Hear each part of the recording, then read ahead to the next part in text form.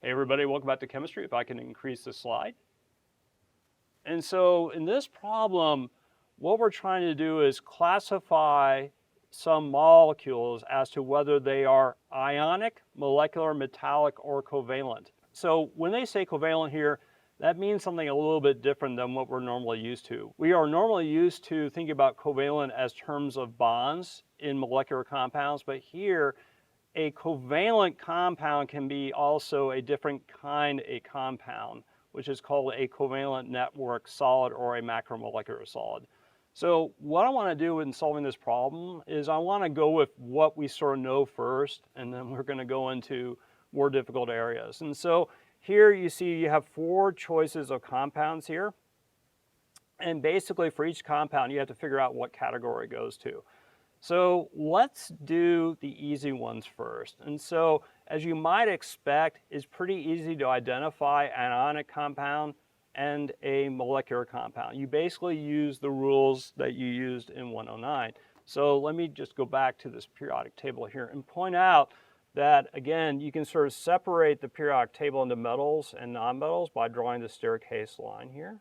And so to the right side, you have nonmetal. And to the left side, you have metals. And of course, I'm hoping you remember that hydrogen here is a nonmetal. Okay, so let's go back to the problem here. And so what we're going to do is first, Na2S, that is sodium sulfide.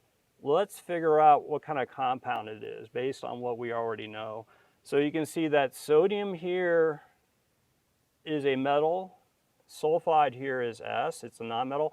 So I think you can pretty clearly see that here sodium sulfide is an ionic compound. So I'm going to write Na2S there. Okay, let's try this one next, FCl. All right, let's go back to our chart. Here is fluorine and here is chlorine, and they're both nonmetals. So when you have a diatomic molecule, meaning it's a molecule of 2 atoms, one is fluorine, one is chlorine, and that, because they're both nonmetal atoms, this is going to be a molecular compound. So it's FCl there. Okay, next one.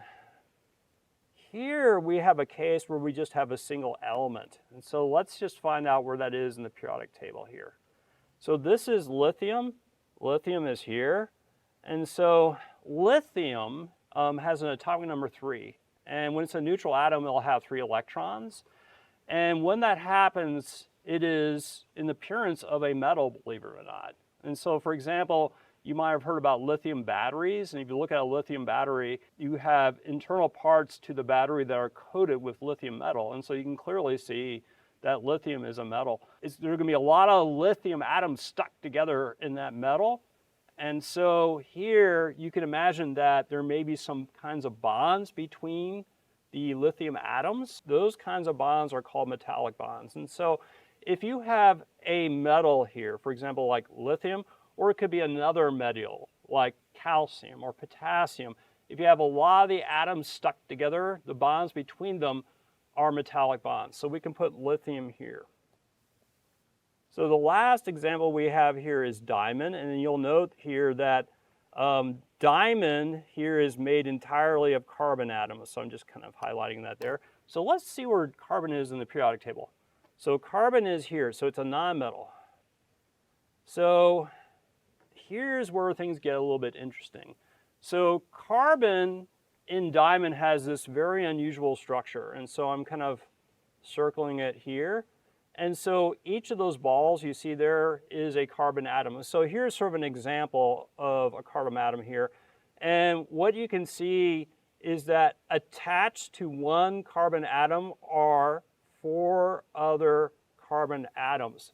And so this actually goes on forever. So like if you were to start here from this carbon atom, although they're not showing it to you, it would be attached to 4 carbon atoms like this. So there's 2 and there's 3, and then here is the 4th one. And so basically it's all these carbon atoms that are all bonded together in this particular way. And so in the end, you get this sort of network of carbon atoms. And so when you have a network of non-metal elements like diamond and carbon, that is called a covalent compound. So this is carbon, diamond. Okay, thank you for listening. We'll see you next time.